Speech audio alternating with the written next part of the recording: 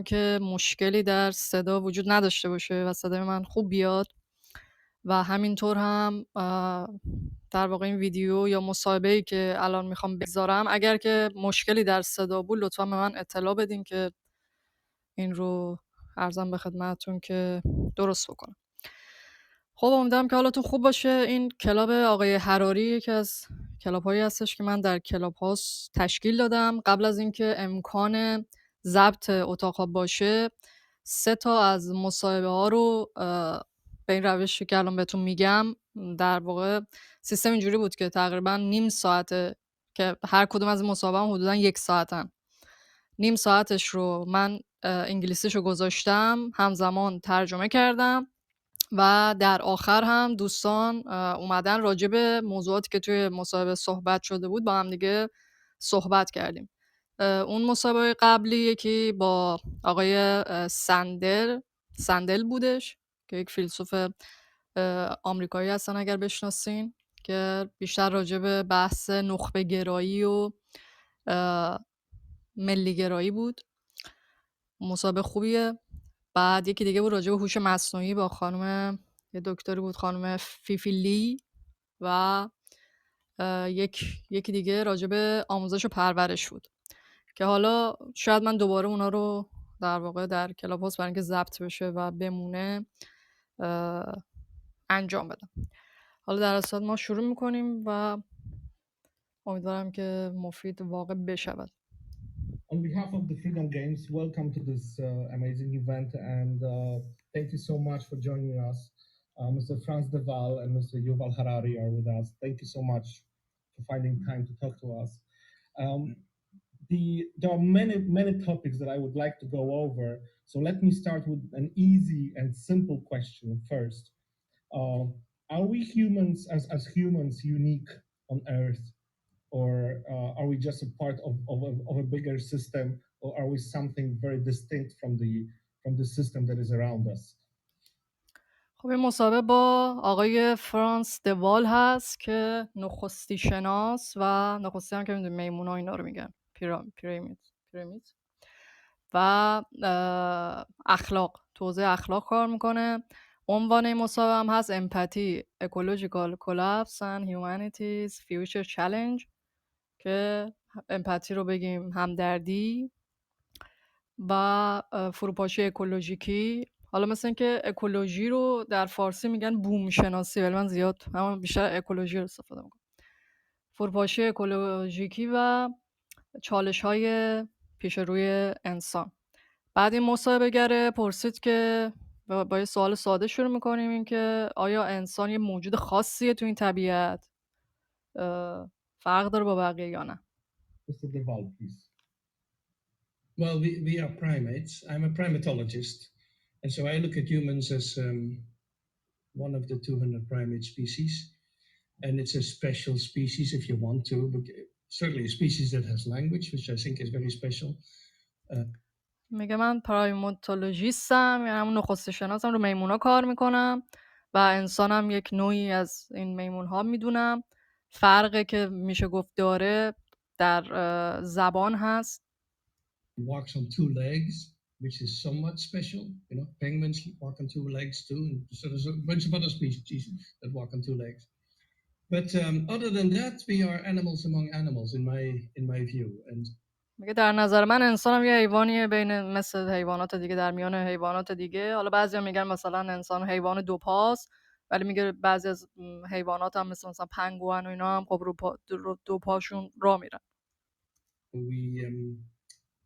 We have a long tradition in the West, especially, of setting ourselves apart and saying that we're closer to the angels than to the beasts. And many of us have believed that because it was repeated so often by both religion and philosophy. میگه توی دین و تو مذهب و فلسفه خیلی گرایش دارن که انسان یا در حد مثلا فرشته ها بالا ببرن یا یه موجود شریری دیوگونه مثلا تصویر بکنن، ولی میگه نظر من انسان یه حیوانیه مثل بقیه حیوانات. But I think it's a wrong view of the human species. Mr. Harari? Well, I think that on one level, yes, we are just animals, not particularly different from other apes and other animals. On another level, of course, we are unique. We have unique abilities to cooperate in large numbers, which makes us more powerful than any other species on Earth. میگه که در یه سطحی هراریه، میگه در یه سطحی آره ما هم یه حیوان هستیم در میان حیوانات دیگر، ولی از یه طرف دیگه هم یه سری قابلیت‌ها داریم که به ما قدرت داده، از جمله این که در مقیاس بالا، در تعداد بالا میتونیم با هم دیگه همکاری بکنیم. And this ability in turn is rooted in the capacity to use language and to create imaginary realities. که این توانایی در واقع همین ریشه زبان هست و در واقع تخیل مفاهیم انتزاعی که ذیل این مفاهیم انتزاعی ما داریم همکاری‌های جمعی میکنیم. Know more truth than any other animal, but we also believe more nonsense than any other animal. And this is part of our power. If you look at any large-scale human corporation, at the basis, you will find mythologies and fictional stories, not just about gods, but also about nations, also about money. میگه که درسته که ما ممکنه که حقایق بیشتری رو نسبت به حیوانات دیگه بدونیم، ولی خیلی چرندیات دیگه و چیزایی هم که واقعی نیستن هم بهشون باور داریم و این در واقع ریشه فقط هم بحث مذهب و خدا نیست. مثلا چیزی مثل ملیت هم همین صورت رو داره، یا خود پول که در واقع یه جورایی تخیلی ما قرارداد میکنیم که اینا این مفاهیمی معناها رو دارن و ذیل اون معناها در واقع ما کار جمعی انجام میدیم. As far as I know, we are the only animal that uses money, which is a fictional creation. Mm-hmm. And the other, I think, distinct thing about us when I look to the future is I think we are on the verge of really changing the basic rules of the game of life, which makes us really unique. For 4 billion years, life on Earth was governed by the evolution of organic beings, and we are the product of this organic evolution, like the chimps and like the jellyfish and like viruses. میگه برای سالیان درازی ما هم جز این فرگشت بودیم، خودمون یه محصول در واقع این فرگشت بودیم، ولی که الان در آستانه یه چیز دیگه قرار داریم که داریم خودمون قوانین طبیعت رو داریم تغییر میدیم. حالا اشارهش به بحث هوش مصنوعی و این هاست، یا کارهایی که حالا بحث همین نامیرایی و تغییری که داریم توی این در واقع محیط زیست داریم انجام میدیم. But we are on the verge of starting potentially a new process, breaking out of the limited organic realm and starting to create the first inorganic beings in the history of life, and also transcending, in a way, evolution by natural selection and starting a process of creating life by intelligent design. میگه که داریم در واقع موجودات حالا غیر ارگانیک یا غیر عالی میتونیم دیگه بسازیم و از طریق در واقع هوش مصنوعی طراحی میکنیم، یعنی داریم خودمون یه حیات دیگه تولید میکنیم. The intelligent design of some gods, but our intelligent design. So this makes us really unique compared to all the other animals. Yeah. Yeah, it could go well. You're an optimist, maybe. This could go well, but I'm not saying it will go well. I mean, it's just something we do. It could go terribly wrong, of course. Yeah, این دواله میگه که آره ممکنه که همجوری که میگه خوشبینانه باشه و ما این کارا رو بکنیم. هراری میگه من نگفتم حالا اتفاق خوبی میفته، میتونه در مسیر بدی هم بیفته. that we have messed with nature, like invasive species introduced in Australia, things like that. It has not gone so well. So yes, we have the capacity. I think we have the capacity to create actually new human beings, which is ethically a frightening prospect, actually. We have that capacity, and it's going to come. And you're right, that could change the whole game. And I hope it goes well. میگه که فعلا که طبیعت رو چیز کردیم، خراب کردیم، بعد ولی که آره ممکن است که ما مثلا یک اصلا انسان جدیدی بتونیم درست بکنیم. میگه امیدوارم که به سمت خوبی کشیده بشه. Yeah. The new human being, when you say new human being, what are you talking about? What is the new human Well, you could change the DNA. You could create new kinds of human beings, and I don't know what people would want. Would they want more intelligence? Would they want nicer people? I don't know what the desires are in this regard, but we have that capacity. That's coming. Yeah. طرف فرصت وقتی میگه انسان جدید میسازی منظورتون چیه؟ میگه که میشه ژنتیکی دستکاری کرد. این دیگه بستگی داره که ما چی بخوایم از انسان جدید، مثلا هوشش بالاتر باشه یا مهربانتر باشه یا هرچی. میگه این قابلیت به هر حال بله وجود داره. Yeah, already today we have the technical ability to start redesigning humanity. Yeah. Luckily, we still have ethical and political breaks to slow it down or to prevent it. But the technical ability is already there. Yeah. میگه لحاظ تکنیکی الان تواناییشو داریم. میگه خوشبختانه حالا یه سری موانع اخلاقی و سیاسی جلوگیری میکنه، سرعت اینو داره کم میکنه و در واقع مانع ایجاد میکنه که به اون سمت نره. You know, genetics and genetic engineering is just one avenue of doing that. We are also have this remarkable improvement in computer science and artificial intelligence.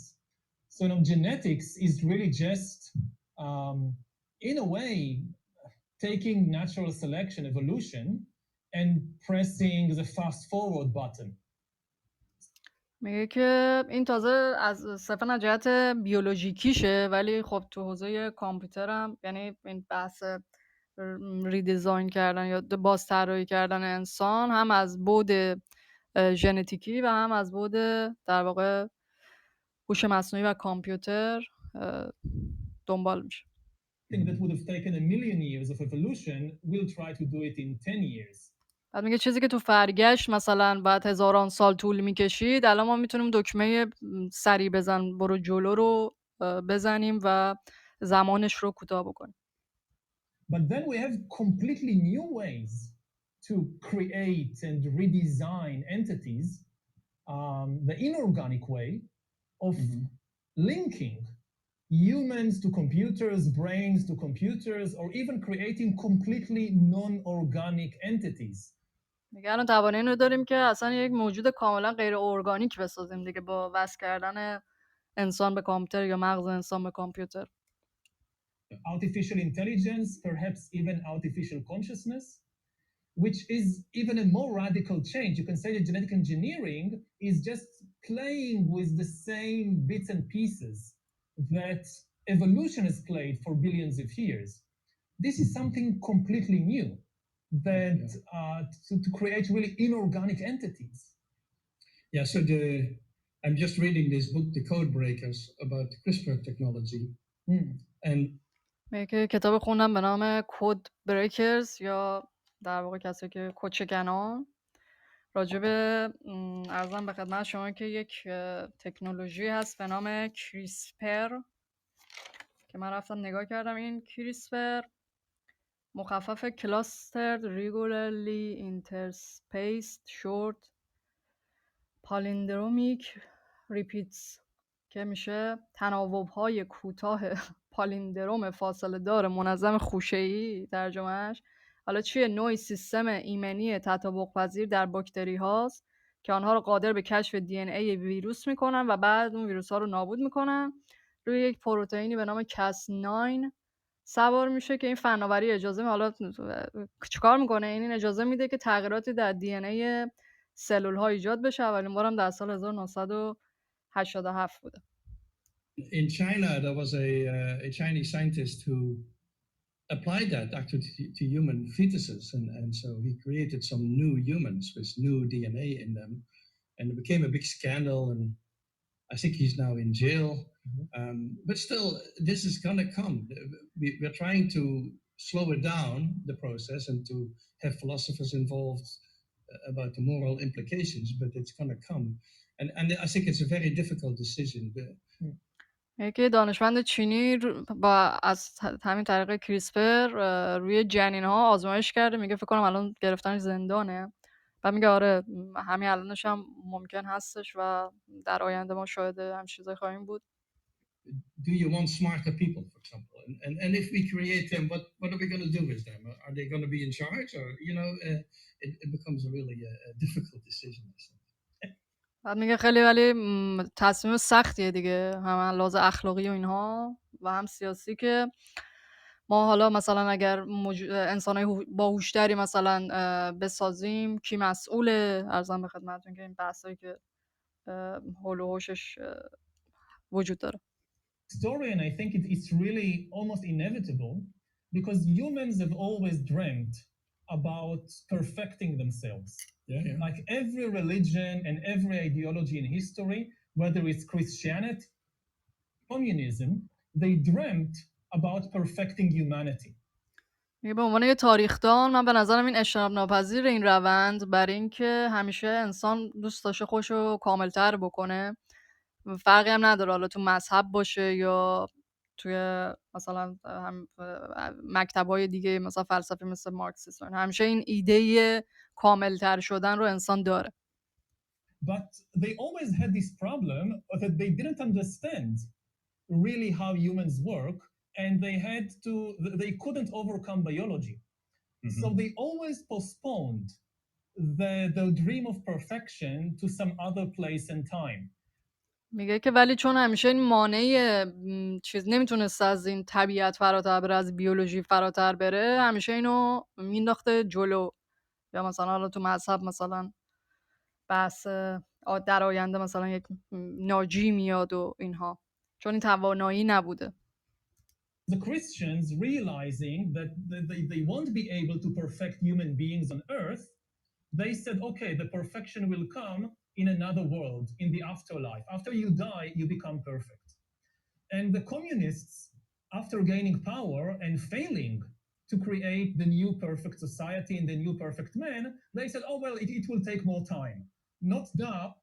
میگه همیشه میگن که مثلا تو مذهب میگه که مثلا بعد از مرگ کامل میشی، یا مثلا یکی میاد کامل میکنه یا هر چی. میگه یا حتی توی مثلا مارکسیست که اصلا به خودم اعتقاد ندارن، وقتی اومدن آزمایش کردن دیدن که نشد، باز گفتن که نه مثلا زمان همیشه بهانه میاد که چرا ما به اون در واقع درجه کمال نمیرسیم. But in 50 years, 100 years, then it will happen. Yeah. So the dream was always there.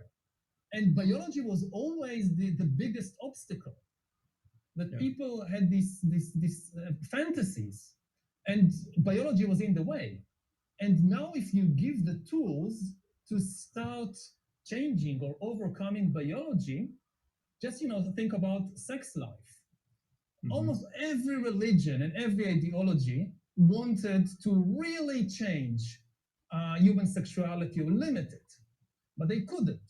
You had vows of chastity in the church, and how many people actually lived up to the vows of chastity?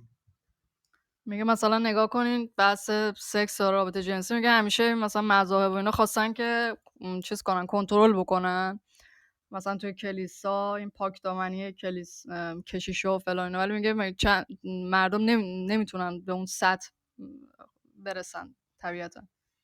Now think if you can really start messing with human biology, what will be the result of these sexual fantasies of different religions and ideologies? Yeah. اگه حالا تصور کنید که شما بتونید در واقع عملا این کار رو انجام بدین و غلبه کنید بر بیولوژی. Yeah, but you have to be careful with biology because, as I said, this can also go wrong. I think we have this idea that we have to overcome biology. There's this old tradition of dualism where the human mind is in charge and controls the body, so to speak. And we've always wanted to control the body.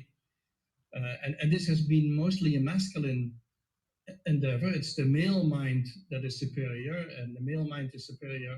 The white male mind is superior, and all the rest of creation, including animals and women and other racial groups, they were inferior. And so the male که نکته خوبی اشاره میکنین الان، میگه که کلا در طول این تاریخ تفکر این بحث دوالیزم که حالا نسبت مثلا بدن با ذهن چی هستش و اینا رو داشتیم و همیشه تقریبا این ذهن بوده که کنترل بدن رو داشته و میگه که این یه جورایی چیز گرایش مردانه داره، ماسکولینه. بعد که همین در واقع باعث میشه که بدن جسم رو درجه دوم حساب کردن. The human male mind was seen as the pinnacle of evolution, and the body, the flesh is weak. That's how we would put it. Is the body was considered something cumbersome that maybe we want to get rid of it one day. And there are actually people who want to freeze their brains after death and hope that they can implant them in some machine later on. Their brain contents. I think all this running away from biology, which we've been doing for a couple of thousand years, is potentially very dangerous, because I think biology will always come to bite back. And actually, with the current pandemic, that's what we're seeing. Biology is coming back, nature is coming back and biting us back, because we have tried to control the whole world and overfish the oceans and overheat the planet and یکی یه رویکرد خطرناکیه، برای اینکه بیولوژی یه جورایی انتقام میگیره. میگه مثلا همین پاندمی رو شما نگاه کنین، یا مثلا اینکه نمیدونم شکار در دریا رو مثلا این ماهیا رو همه رو چیز کردیم و گرمایش زمین و فلان و اینا. میگه که بازی با بیولوژی، نظر این فرانس دوال، میگه خطرناک. And whatever we have mistreated nature, and nature is coming to bite us back at the moment. And I think this kind of interventions where we want to overcome biology have an enormous grave danger, I think. So we have to be careful. It's a complex system. That's what it is. It's not a simple system. It's a very complex system with many moving parts. And you take this part out or you remove it, you may be disturbing something terribly. این دنیای سیستم پیچیده است. اینجا هم رب پیدا میکنم بحث سیستم پیچیده. میگه سیستم پیچیده است و شما وقتی یک بخش رو برمیداری روی کل سیستم داری اثر میذاری. برای همین ایده فائق آمدن بر بیولوژی میتونه خیلی خطرناک باشه، چون ممکنه کوچکترین دستکاری در واقع اثرات مخربی داشته. Is there any human behavior that you would call that this behavior goes against the nature, it's unnatural? There are many people who say that humans are unique in a sense that, for example, we are the only species that kill for pleasure. And no other species kills for pleasure. Is killing for pleasure unnatural? Have you ever میگه که این اولا این مسابقه خیلی سوال به نظرم بدی میپرسه. میگه که چیزی هست که در انسان ما بگیم مثلا غیر طبیعیه اساسا. میگه بعضی میگن که مثلا انسان تنها حیوانی هستش که چیزه برای لذت میکشه. میگه که اعتقاد دارین شما به هم چیزی؟ a fox in a hen house? بعد میگه تا حالا یه چیزو یک روباهو دیدی توی مرغداری؟ I'm not sure that animals don't kill for pleasure. So I don't think that's typically what they do. That's for sure. But yeah, and that's of course killing between species. That's a predator and a prey. What is special about humans is maybe genocide. میگه که من خیلی مطمئن نیستم که حیوانات حالا مثلا سر لذت نمیکشن و اینا، ولی که چیزی که همیشه شکارگر و شکار بوده است. میگه ولی چیزی که تو انسان شاید خاص باشه نسل کشی باشه. There are animals who kill sometimes on massive scales, like ants. If you read on ant wars, you get this impression that they may kill millions of their own species. But I think human genocide is something special. I'm not sure I have equivalents of that in other species. It's the problem with humans is we do all the things that other animals do, but we do them better and more systematic. And that also applies to the bad things that we do. میگه که البته توی حیوانات دیگه مثلا مورچه ها هم اینکه حالا تعداد زیادی جنگ بشه و کشته بشن هستش، ولی میگه کلا انسان همون چیزای در حیوانات رو دارن ولی به یه صورت سیستماتیک تر و حالا بهتر، به معنی اینکه پیچیده تر در واقع همون رفتارا رو انجام میدن. من این لینک در واقع این چیز اینجا کپی کرده بودم، نمیدونم چرا الان اومدم بذارم نشد. یک لحظه اگر به من اجازه بدی من این لینکش هم اینجا بذارم که دوستان اگر خودشون خواستن ببینن، چون تصویریش هم به هر حال حالا مثلا این سوالو پرسید هر دوتاشون اینجوری بالا رو نگاه کردم انتظاری همشه سوال من تصویریش هم اگر دوست داشتین تو To the good things, but also to the bad things. Well, I would say that we do many special things. We can list a few, but again, none of them is against unnatural or against the nature, because this is simply impossible. I mean, the whole idea of against nature came from theology, that there was this theological idea that God, when he created animals and humans, he gave them certain purposes, and it's natural to act towards these purposes. میگه که این بحث غیر طبیعی و طبیعی ریشه‌شو میرسونه به مذهب. میگه تو داستان مذهبی در واقع این جهان و حیوانات و اینا همه ساخته شدن برای یک هدف خاصی، بعد وقتی مطابق با اون هدف نمیره میگن این غیر طبیعیه. ولی مثلا تو نگاه فرگشتی انسان هم یک حیوانی مثل بقیه حیوانات و همه چی هر کاری که میکنه جزء طبیعت حساب میشه. And if you act any other way against the purposes God gave you, this is unnatural. Now, this was an idea from theology, not from biology, not from science. From a scientific perspective, nothing has a purpose. The laws of nature or nature doesn't set purposes to things. میگه یه نگاه الهیاتیه و علمی و عرضم به خدمتتون که زیست شناسانه نیست، چون توی علم توی ساینس ما چیز نداریم، هدف از پیش تعیین شده نداریم که حالا وقتی مطابق با اون باشه بگیم مثلا طبیعت این است. طبیعت راه خودشو میره.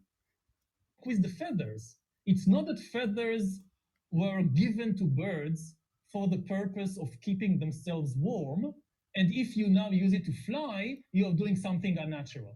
No, I mean, in evolution, things begin with a certain usage, and they acquire other usages. Like fingers evolved initially so I can climb trees and pick fruits. But if I now play the piano, or if I now hit the keyboard in my computer, that's natural, that's perfectly okay. میگه که مثلا چیز پرندگان برای اینکه مثلا گرمشون نگه داره بگیم مثلا در فرگشت به این دلیل که گرم نگه داره به وجود اومده، ولی اگر با همونم پروازم میکنن که ما نمیگیم مثلا غیر طبیعیه. یا انسان اگر انگشت داره که مثلا قرار بوده است که نمیدونم از درخت بره بالا یا میوه بچینه، حالا الان داره رو کیبورد کامپیوتر کار میکنه یا پیانو میزنه، که نمیگیم غیر طبیعی. Yeah, of course. So, yeah, we've had this discussion also when we came to altruism. You know, at some point we had these theories that genuine altruism doesn't exist, neither in humans nor in other animals. میگه که یاد چیز افتادم، بشر دوستی یا نودوستی. و میگه تا همین سالهای اخیر اعتقاد بر این بود که اصلا نودوستی وجود نداره، در چه حالا تو انسان چه توی چیز، یعنی طبیعی نیست به این معنی. And so then when people came up with examples of altruistic acts that are not repaid and that give no benefits to the one who performs them. بعد میگه مردم میمدن مثال میزدن که بالاخره رفتارهایی هستش که اون موجود انجام میده بدون اینکه مثلا پاداشی گرفته باشه یا در واقع چی میگن به خاطر یک هدف دیگه ای اون کار کرده باشه. People would, for example, Dawkins would say these are misfiring genes. What he means, it's basically an unnatural act. He was using that kind of terminology because in his theory it didn't fit, and so they called it unnatural behavior. And a lot of altruism in nature is performed under circumstances where it gives no benefits. And I think it's perfectly natural. It's just an outgrowth of that general tendency. So, for example, I've done a lot of research on empathy. How do این از داوکینگ مثال زد، گفتش که در واقع هر جایی که مثلا مطابق با اون نظریش نبود میگه میسفرنینگ جینز، یعنی ژن‌های نادرست یا مثلا غیر طبیعی دونسته شده و اینا. بعد میگه که ولی یه گرایش عمومیه که بین حیوانات وجود داره. بعد میگه که من سالاس روی همین همدردی کار کردم. الان راجع به امپاتی میخواد توضیح بده. How do animals react to the emotional states of others? And empathy for the longest time was not considered a natural tendency. Empathy was restricted to humans, according to most psychologists, and it was a typically human tendency. And now we have this idea that empathy, actually being sensitive to the emotions of others, is something we find in many species. میگه که تا مدت‌های زیادی فکر میکردن که این همدردی چیزی مثلا مخصوص انسانه، ولی کن اگر ما در واقع به این معنا به کار ببریم که نسبت به حالات عاطفی یک موجود دیگر واکنش نشان میدهیم، این در بسیاری از گونه‌های دیگه هم وجود داره. It can be applied within the species, which is the normal circumstances for it, like you apply it to your offspring or to your friends, but it can also be applied sometimes between species. And so میگه هم درون نوع، یعنی بین حیواناتی که از یک نوع هستن که این نرمالشه، طبیعیشه، ولی در مواردی هم شاهد این بودیم که بین گونه ها هم در واقع هست که حالا بعدش میگه که در واقع مثلا دلفینی که چه میدونم انسان که داشته غرق میشده رو مثلا نجات داده، یا بین گونه های مختلف. humans do that, of course. We empathize sometimes with a stranded whale, for example, which is certainly not why empathy evolved. But animals can also sometimes empathize with other species, such as, for example, when dolphins save human swimmers, that kind of things happen. So empathy evolved for this particular purpose, and then it can be expanded. And I think with sexuality, we have the same thing. It evolved initially, and your feather example is the same thing. It evolved initially for this, and then it expands to other possibilities. این هم مثل خیلی چیزای دیگه توی فرگشت برای دلیل ابتدایی به وجود میاد، یعنی مثلا حفظ اون گونه، ولی بعد خودش رو گسترش میده، ممکنه از اون فراتر بره. این اتفاقی که میفته اینجور. This happens all the time with all sorts of capacities. And some of these things humans take some of these things to places which are really unique to them. So, if you think about money, this, as far as I know, is unique to human beings, and it's linked to the capacity to create imaginary realities that we all agree on, to basically tell fictional stories and believe them. And money is not an objective entity. It has no objective value. It's not like a banana that can really feed you. You can't eat it, you can't drink it, you can't do anything with it. But as long as we all agree, you have these storytellers come, the big bankers, the best storytellers in the world. الان راجع به پول صحبت میکنه و ماهیت میخواد بگه به چه معنا وقتی میگه تخیلیه، بر اساس داستان تخیلی هستش، یعنی جور قراردادهایی هستن که بین انسان‌ها اینو قرارداد می‌بندیم که این تیکه کاغذ یک ارزشی دارد، ولی فرق داره با چیزی مثلا موز رو شما ببینی مثلا میتونی بخوریش یا مثلا آب میوه‌اش کنی یا هر چی، ولی پول داستانش فرق. بعد میگه که بزرگترین داستان سرایان تخیلی در واقع بانکدارا هستن که come with this fantastic fictional story that this little piece of paper is worth 10 bananas. And if we all agree on that, it serves as the basis for a global trade network. میگه که این داستان رو گفتن که مثلا این تیکه کاغذه مساوی است با 10 تا موز. بعد میگه این در واقع بیس و زمینه در واقع شبکه جهانی تجارت است. I can go to a supermarket, give this piece of paper to somebody I never met before, and he gives me a banana I can eat. Now, as far as I know, humans are able, at least with some animals like capuchin monkeys or chimpanzees, they can teach them how to use tokens. Yeah, there are studies by Robert Yerkes. It started like almost 100 years ago, he started doing studies with a machine that I think they call it the monkey automaton or something. They taught chimpanzees to have coins and put them in there, and they could get goods for it. And so میگه که هراری گفتش که این یه قابلیتیه که حالا تو شکل ابتداییش تو میمون‌ها و اینا هم هستش، این هم داره تایید میکنه. میگه یه آزمایشی هم شده، یه ماشینی ساخته بودن، حالا اسمش دقیق نمیدونست، مانکی اتم یا اتم چی بوده، که در واقع به اینا یاد دادن که وقتی مثلا یه ژتونی میندازی یا یه مثلا پولی میندازی، این به تو یک حالا یه میوه میداده یا حالا هر چی، بلد بودن که از این استفاده بکنن، یعنی مفهوم پول رو متوجه شدن. it teaches them to use money, and they even understand that they can exchange less valuable items for more like there would be like a $10 bill for a $100 bill, and they would prefer the $100 bill. میگه حتی مثلا یادم گرفتن که اون اکسچنج یا مبادله هم بکنن که اون چیز مثلا یه چیزی کم ارزش تر، یکی از این مثلا پول‌ها کم ارزش تر از اون پول دیگه است. And we've done all these exchange experiments with capuchin monkeys too, and so they can understand, I wouldn't say the concept of money, but they can understand the exchange concept and the value of certain valueless items that have a potential to give you rewards. But I don't think any animal uses this capacity in nature. So humans have elevated this to an enormous level, of course. And yes, there's an enormous amount of manipulation going on with money and so on. But the very basic principles can be taught to other species.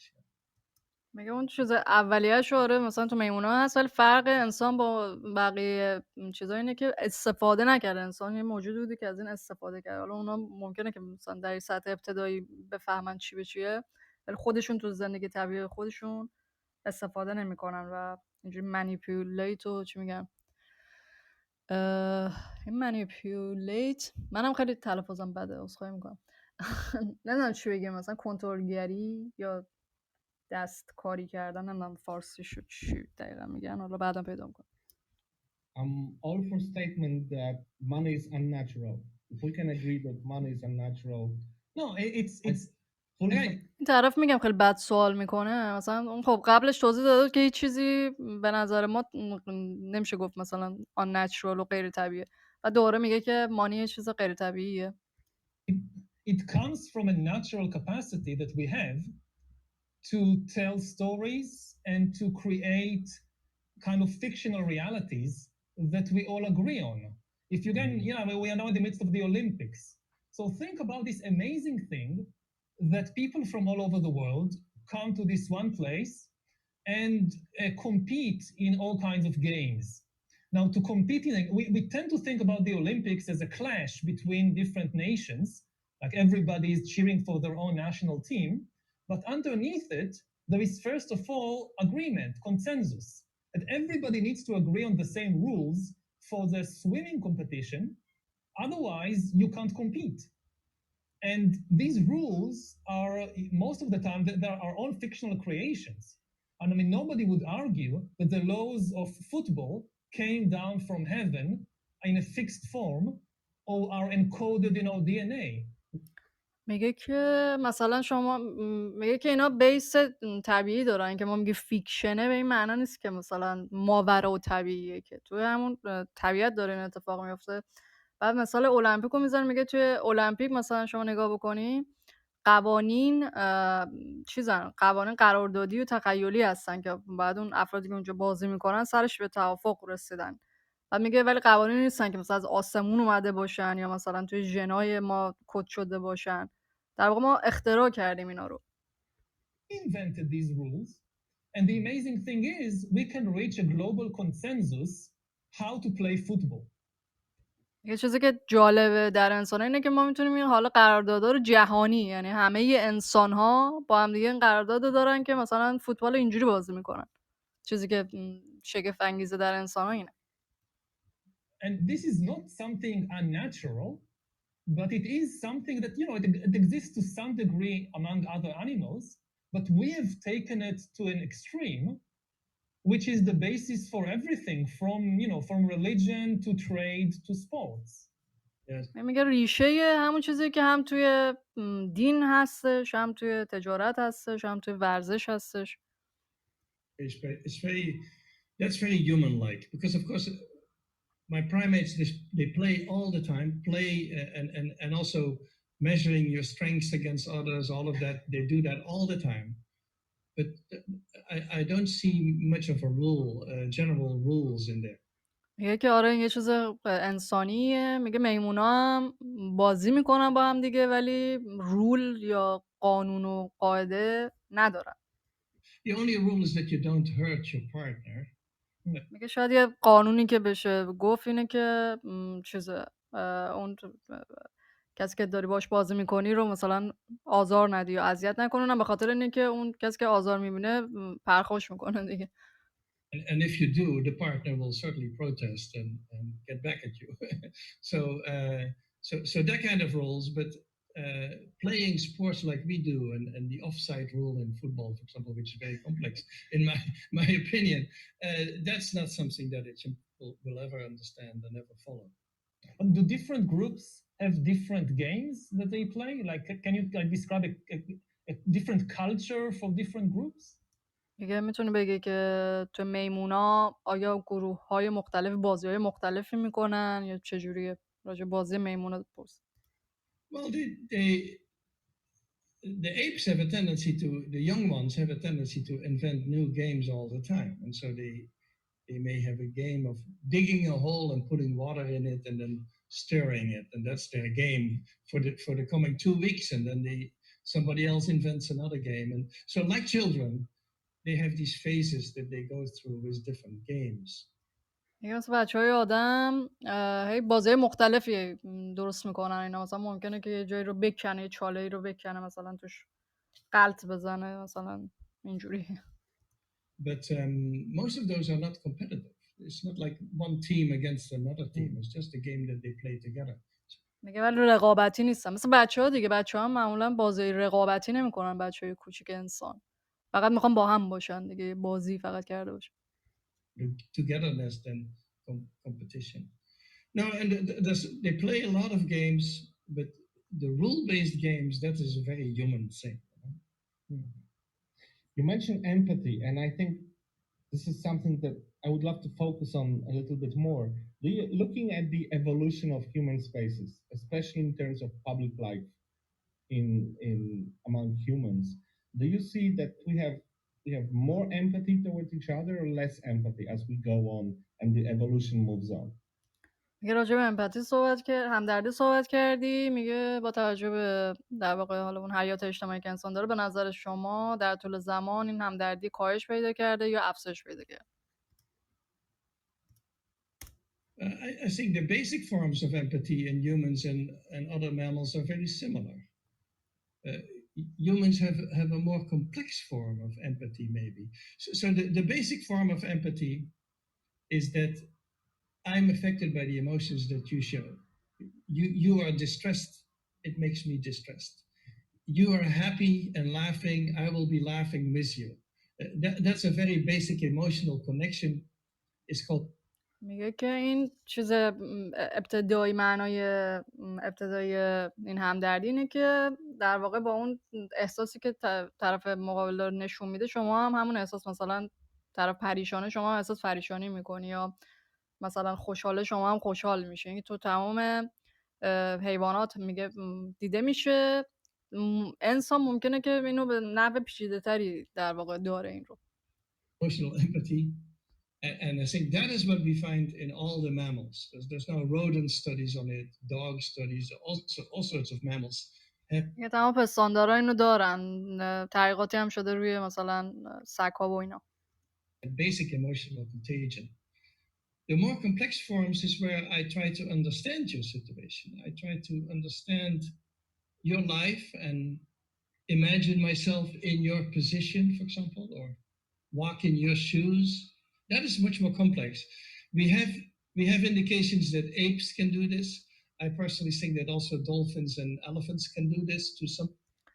که پیچیده‌ترش اینه که من بتونم خودم جای موقعیت دیگری بذارم، پامو بکنم تو کفش اون. بعد میگه اینم توی ایپ فکر کنم میشه همین گوریلا و اینا دیگه.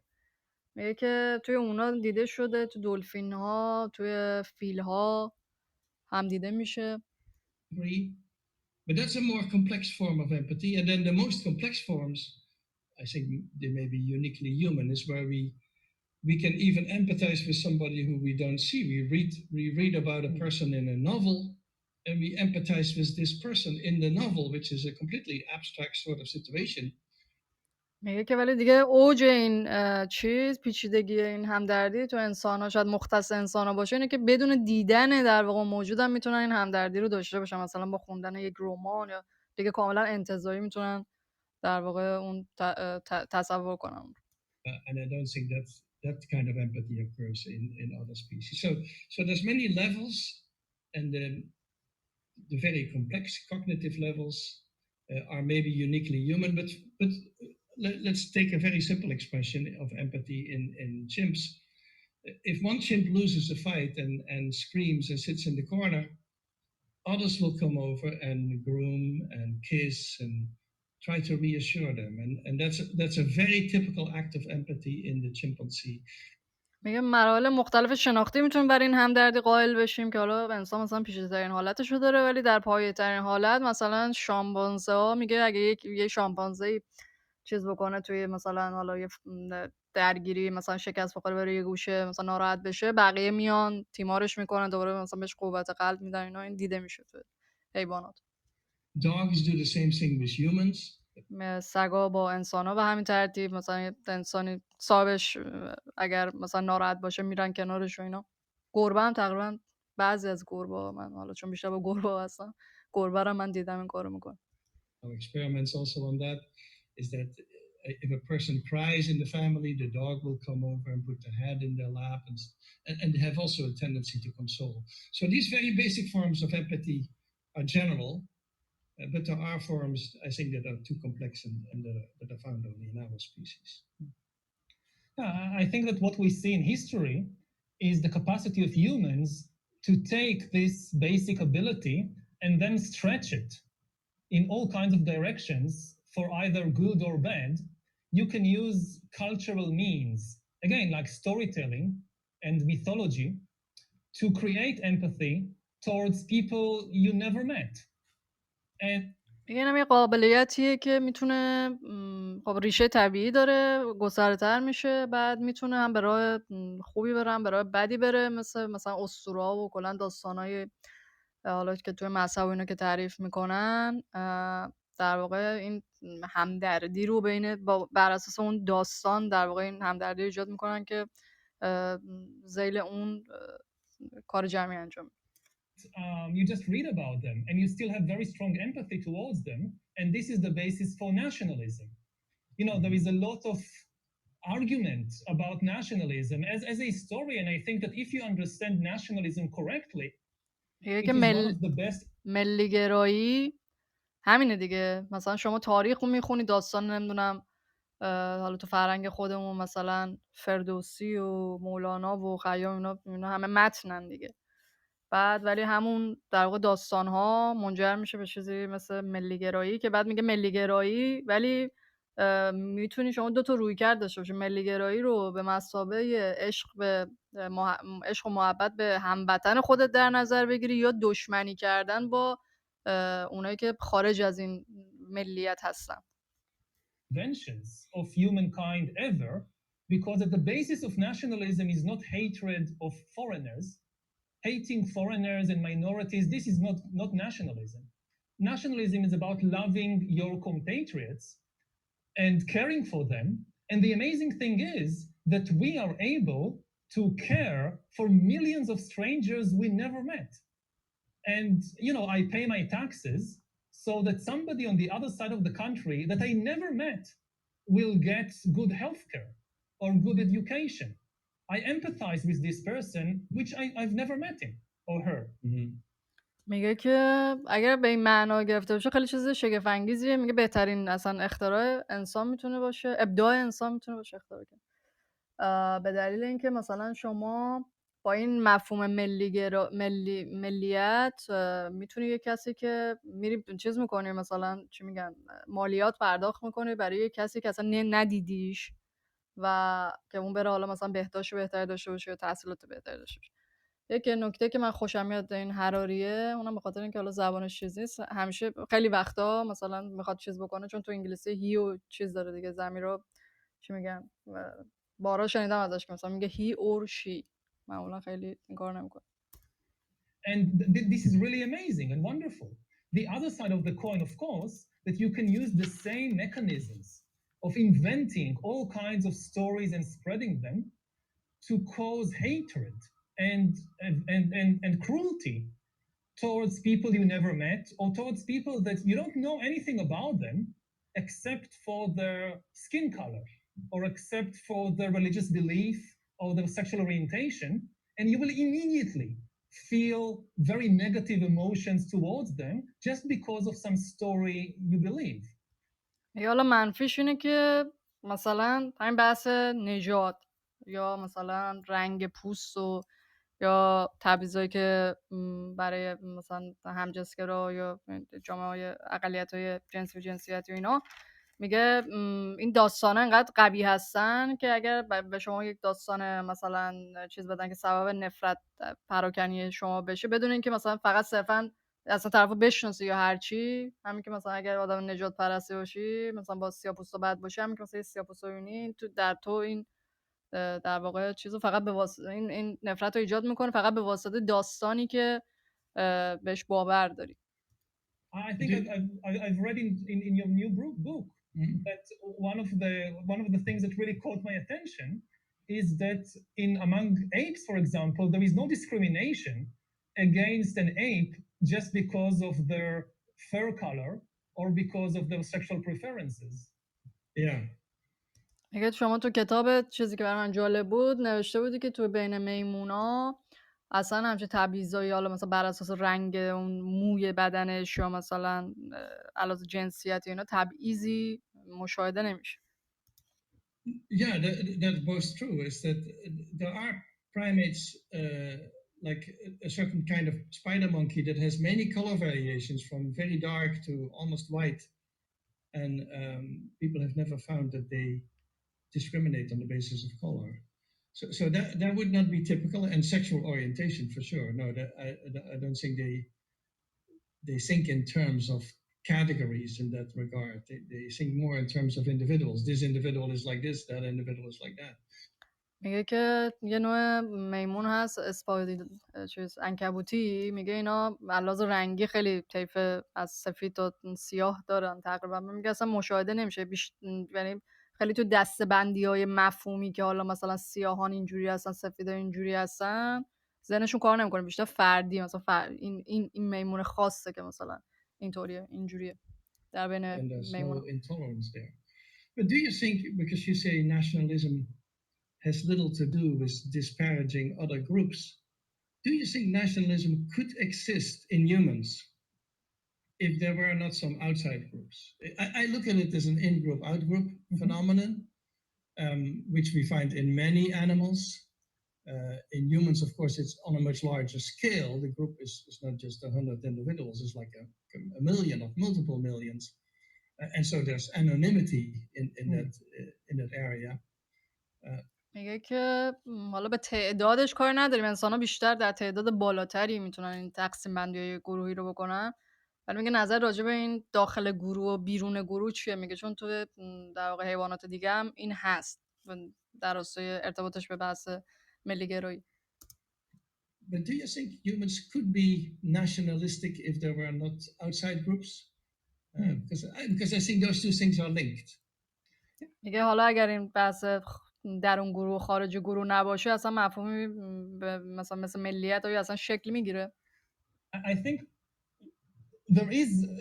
you need outside groups to have nationalism, but then at the basis you don't need to have hatred and violence and war.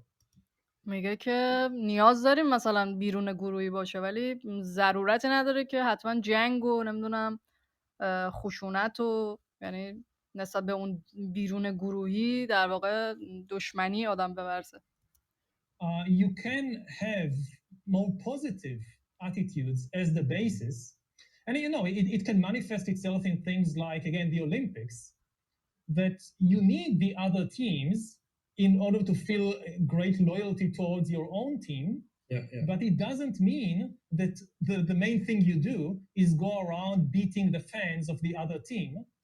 یه نمونهش مثلا المپیک، تو المپیک شما نیاز دارین گروه‌های مختلفی داشته باشین، گروه‌های ورزشی مختلف و نسبت به اون مثلا تیم خودتون وفاداری نشون بدین اینا، ولی به این معنا نیست که حالا حتما باید برین مثلا به هم دیگه فوش بدین یا مثلا بعد از مسابقه هم دیگه بزنین و اینا. Or starting wars. No, I mean you need several teams, but you can have consensus about the basic rules and how to organize everything. And the main expression of your nationalism is loving your team, not hating the others. And this manifests also, I think, in politics, that the good type of nationalism, you know, I mean, you look around the world today, you see leaders who claim they are great patriots. Why? Because they hate the foreigners or the minorities. But this دیگه نگاه کنین الان بعد از چیزی که منظورش ترامپه، میگه که مثلا یک رئیس جمهوری خودشو چیز وطن پرست مثلا معرفی میکنه، ولی نگاه بکنی وطن پرستیشو با دشمنی کرد، با مثلا مهاجرین میان و نمیدونم آمریکا کردن و فلان اینجوری نشون میده. leaders don't pay their taxes. ولی همین آدم مثلا مالیاتشو پرداخت نمیکنه. For me, it's completely wrong. I mean, you want to prove your patriotism, pay your taxes honestly. This is far more important than hating some foreign group. اگه میخوای ملی وطن پرستی خودت ثابت بکنی مالیات تو رو پرداخت کن. این خیلی هم توی کشور ما هم مساق داره دیگه، به جای اینکه بیای روی در واقع به مردم، اگه واقعا وطن پرستی نگران کشور هستی، داری مثلا ایران داری اداره میکنی که خب باید به فکر مردم باشی، نه اینکه بری دشمنی کنی با کشور خارجی. To prove your patriotism, don't when you come to appoint officials, appoint the most qualified persons and not your cousin or your friend. This is proof that you're putting the nation first. اگر بیای مثلا فک و فامیلاتو منصوب بکنی مقامات رو، این نشونه وطن پرستی نیست، باید افرادی که متخصص هستن رو در واقع بگذاری سر کار. Hating minority groups, this is no proof at all. So I think in history we have these different models of nationalism, and I think there is a tendency in some scholarly circles to have a knee-jerk hostility towards nationalism as if it's all bad and it causes nothing but wars and so forth. But we need a more balanced view. میگه که تو چیزا تو فضای آکادمیک به دلیل همین که در عمل مثلا افراد میان دم از مثلا وطن پرستی و نمیدونم حرفا رو میزنن، ملی گرایی اینو میزنن، و ولی در عمل مثلا چه میدونم به اقلیت‌های همون کشور مثلا توجه نمیشه یا پارتی بازی میشه یا مالیات داده نمیشه یا فلان اینا. میگه تو محافل چیز آکادمیک دارن با ملی گرایی در واقع چیز میکنن، در صورتی که ملی گرایی میتونه یک جنبه مثبت هم داشته باشه. That nationalism, yes, historically it often led to terrible things because people understood it mainly as about hatred. But we should cultivate a more positive understanding of nationalism as caring about your fellow citizens, that it manifests itself in paying taxes and creating a national healthcare system, not in fighting wars. And this understanding, I think, would be much more helpful than kind of tarnishing the whole national project as something negative that we should somehow eliminate, because it's not going to happen. I mean, at least not in the foreseeable future. میگه که به جای اینکه بیایم خود ملی گرایی رو بزنیم بره، بیایم اون در واقع معناش رو دوباره چیز کنیم، دوباره از نو تعریف بکنیم، چون که ملی گرایی چیزی هستش که توی فرگشت انسان هست و چیزی نیست که از بین بخواد بره. Humans are very quick in making in-group, out-group distinctions. There are these early experiments by a Dutch psychologist, Jaap Rabie was his name. After World War II, he wanted to understand how groups could have hated each other so much. And he set up these experiments in the Netherlands where he would bring in groups into a room. یک فکر کنم دانشمند دویچ گفت، بعد یه اسم یاب یه چیزی گفت که من هرچی سرچ کردم هر جوری هم زدم پیداش نکردم. حالا شما اگه فهمیدید که کیو میگه. بعد میگه که بعد جنگ جهانی دوم خیلی از کلا متفکرین و اینا به این صرافت افتادن که چرا اینجوری شد، اخلاق چی شد، نمیدونم این بحث همین درون گروه و بیرون و ما مثلا آریایی هستیم شما آدم موجودات پست هستیم، همچین اتفاقی افتاد دیگه. بعد میگه اینم اومده چیز کرده، یک چیزی کرده، یک آزمایشی ترتیب داد. حالا الان توضیح آزمایش هم جالبه. A group of people randomly, he would randomly assign them a blue pen. Some of them would get a blue pen, the other ones would get a green pen. And then he would start talking about them like the blue penned people and the green penned people. میگه که اومد 2 تا گروه کرد به صورت رندوم، تصادفی چند نفر رو گذاشت 2 تا گروه، به یکیشون خودکار آبی داد، یکی خودکار سبز. بعد شروع کردن راجع به اینکه مثلا گروه خودکار آبی‌ها اینجوریان، گروه خودکار سبزی‌ها مثلا اینجوریان صحبت کردن. Very soon he would have them give a little speech and then you would have to rate the speech. Very soon the green penned people felt that the green penned speeches were much better than the blue and the other way around. And so میگه خیلی زود این گروه بندی شکل گرفت که مثلا خودکار آبی‌ها مثلا بهتر حرف میزنن یا بدتر، اینجوریان اونجوریان. within randomly assigned people, he immediately created groups. But the thing is that if you look at the experiment, you see that it didn't come out naturally. It was the result of manipulation from above. This is divide and rule. If you have a leader that deliberately creates division in society, you have the green people and the blue people, then yes, you have this kind of thing. But this is the responsibility of leaders. They can create division and hatred, but it's not inevitable. میگه که الان این آزمایش نشون میده که این از طبیعت نمیاد. یک لیدری یا یک رهبری، اون کسی که در واقع این داستان تعریف میکنه که شما این گروه هستین با این ویژگی ها با اون ویژگی ها هستش که این کار رو میتونه انجام بده و نقش در واقع اون تقسیمگر میگه اینجا مهمه و باید مسئولیت در واقع پذیر باشه. But it shows how easy it is in the human species to create that, and often the groups that we dislike are the groups that are most similar to us. So for example, میگه بعضی وقتا هم اون کسایی که ما بهشون نفرت می‌ورزیم بیشترین شباهت رو به ما دارن. Remember the DNA studies that show that the Japanese and the Koreans are DNA-wise very close, but they don't like each other. مثلا ژاپنیا و کره‌ای‌ها علاوه دی ان ای خیلی به هم شبیهن ولی به هم دیگه علاقه ندارن. یا بعد میگه فلسطینیا و ارزم به خدمتتون که اسرائیلیا. یا همجوری هم نگاه بکنیم مثلا ما با عربا احتمالاً باید شباهت دی ان ای داشته باشیم. I think with the Jews and the Palestinians in Israel, it's probably very similar. DNA-wise, they're very close, but they don't like each other. And so I think the groups that are close to each other are the ones who often dislike each other the most, because they interact more, of course. Yeah, I mean, I think Freud called it, what was it? The kind of, I forgot the expression, but you need to, it's harder to separate yourself from somebody who is very close to you, so you need to work harder. And again, you look at religious divides.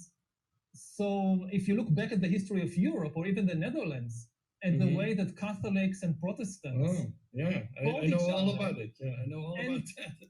میگه نگاه بکنید در طول تاریخ هم مثلا این چیزای دشمنی‌های مذهبی رو نگاه بکنید، مثلا تو مسیحیت کاتولیک و پروتستان خب از یه دین مسیحیت میان خیلی به هم نزدیکن، ولی ببینید چه مثلا جنگایی شد توش. یعنی بحث شیعه و سنی تو اسلام. You know, about what? About different interpretations of اینجاش خیلی بامزه میگه، گوش بدیم با دقت. religion of love. They go around telling everybody that love is the main principle of our religion, but because the other person understands the religion of love a little bit differently than me, then I'll kill him in the name of the religion of love. So میگه مثلا صحبت از عشق و فلان اینا هست، بعد چون حالا اون کسی که یه تفسیر یک کمی متفاوت داره مثلا از عشق، بعد شما میری مثلا طرفو میزنی میکشی، در صورتی که مثلا دایه عشق داشتی مثلا.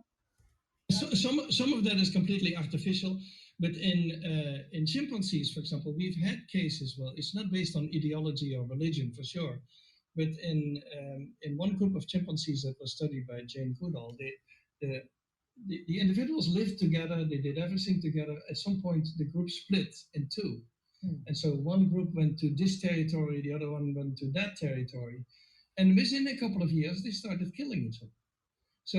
So that's very amazing to us as primatologists, as these are individuals who played together, they know each other very well, but now they hate each other. And so you can create hatred also in humans between individuals who normally could get along.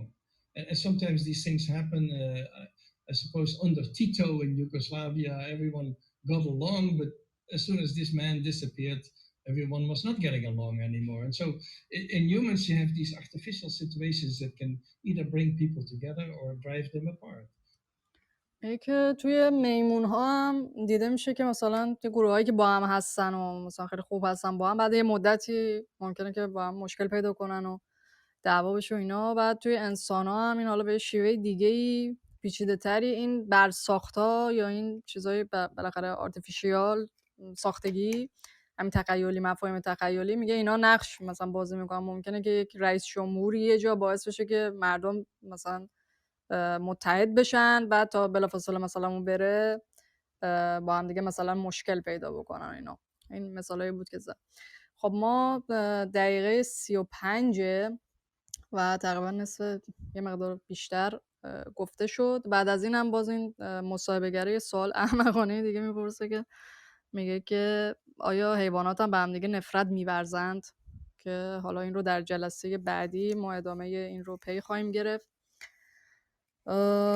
من برنامه اینجوری بود که در واقع میگم یک نیم ساعتش رو صحبت بکنیم، ترجمه بکنم و اگر بعد راجع به مفادش صحبتی بود، یعنی الان اگر صحبتی داشتین میتونین که بیایم بالا، ولی چون تعدادم یه مقدار مثلا کم بود، فکر کنم مثلا در جریان افراد کمی بودن که از ابتداش بودن، اصلا فکر کنم در جریان هم نباشن. پس ما این زمان رو میدیم که این بره ضبط بشه، بعدن گوش داده بشه. جلسه بعدی حالا اگر دوست داشتین راجع به این مطالبی هم که این جلسه صحبت شد میتونید صحبت بکنید. در این جلسه ما یه جمع‌بندی بکنم، عرضم به خدمت شما که از این که آیا انسان یه موجود خاصیه تو این عالم یا در واقع مثل بقیه حیواناته، از اینجا شروع شد. بعد صحبت این شد که انسان، هراری گفتش که همین که در تعداد بالا در واقع میتونن با هم دیگه همکاری بکنن، یه ویژگی خاص انسانه که اون چیزایی هم که مثلا میگیم زبان یا چیزا همین ناشی از اینه که در تعداد بالا انسان میتونه در واقع چیز بکنه، همکاری بکنه با نوع خودش. و عرضم به خدمت شما که این آقای دوال به چیز اشاره کرد، به اینکه به پیچیده بودن این سیستم طبیعت و اینکه دستکاری کردن ژنتیکی خیلی میتونه خطرناک باشه. ما باید حواسمون باشه، خیلی یعنی مثبت و خوشبینانه نگاه نکنیم که حالا یه قدرت به دست آوردیم و فلان. بعد راجع به همدلی صحبت شد، مفهوم همدلی که اونم البته از نودوستی اومد و این همدلی رو یه مثالایی زد که در پایه‌ترین حالتش که ما نسبت به عواطف در واقع دیگری واکنششون میدیم، اون گفت در حیوانات دیگه هم هست، هم در اون گروه، هم در نوع گونه خودشون، هم خارج گونه خودشون دیده شده. در انسان ولی پیچیده تر هست، انتزاعی تر میشه. یعنی شما ممکنه فردی هم ندیده باشین، صرفا از خبر مثلا شنیدن این که مثلا یک داستانی براتون گفته بشه، این احساسات ممکنه در شما برانگیخته بشه که یک نوع علاوه شناختی پیشرفته تر هست به نسبت بقیه حیوانات. و در آخر هم که صحبت ملیگرایی شد و اینکه هراری این ایده خوش مطرح کرد که منم موافقم باش، که در واقع این ملیگرایی گرچه در طول تاریخ در واقع سبب جنگ و عرضم به خدمتتون که مشکلاتی شده است، ولی میتواند یک معنا و باید هم به همین ترتیب باشه. اگر اینجوری نگاه بکنیم که از بهترین ابداعات انسان میتواند باشد که ما بیایم به معنای در واقع عشق به هموطنان و اون کسایی که در کنارشون زندگی میکنیم در نظر بگیریم و نه به معنی دشمنی کردن با افرادی که خارج از اون ملیت یا همون دسته و گروه هستن. خب امیدوارم که شب و روزتون بخیر باشه. جلسه بعدی بقیه این مصاحبه هستش، فکر کنم هفته دیگه تقریبا همین موقع باشه. اگر صحبتی نیست تا دیدار بعدی، بدرود. من آقای که همین الان هم رفت دیگه، اسمشم الان حضور ذهن ندارم و دیدم که کلا از اول بودن و اینها، آقای سهیل هم که هستن، آقای مهدی. شب و روزتون بخیر باشه تا دیدار بعدی، بدرود.